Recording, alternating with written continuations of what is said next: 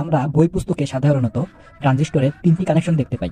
1 নম্বর হচ্ছে common emitter connection, 2 নম্বর হচ্ছে common base connection, 3 নম্বর হচ্ছে কমন কালেক্টর কানেকশন। আজকে আমরা কমন এমিটার কানেকশন দেখব। কমন এমিটার কানেকশনের জন্য আমাদের দুটি ব্যাটারি প্রয়োজন। একটি হচ্ছে ইনপুট ব্যাটারি আর একটি হচ্ছে আউটপুট ব্যাটারি।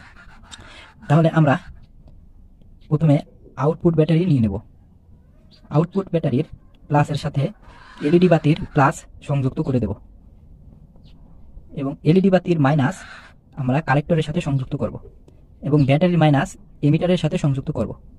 এখন ইনপুট ব্যাটারি নিয়ে নেব এবং সেটার প্লাস বেজের সাথে সংযুক্ত করব এবং মাইনাস এমিটারের সাথে সংযুক্ত করব। যখন ইনপুট ব্যাটারি বেজে কারেন্ট প্রদান করবে তখন কালেক্টর এবং বেজের মধ্য দিয়ে কারেন্ট চলাচল শুরু হয়ে যাবে। ফলে ব্যাটারি থেকে বিদ্যুৎ প্রবাহিত হয়ে আবার নেগেটিভ প্রান্তে চলে আসবে। ফলে এলইডি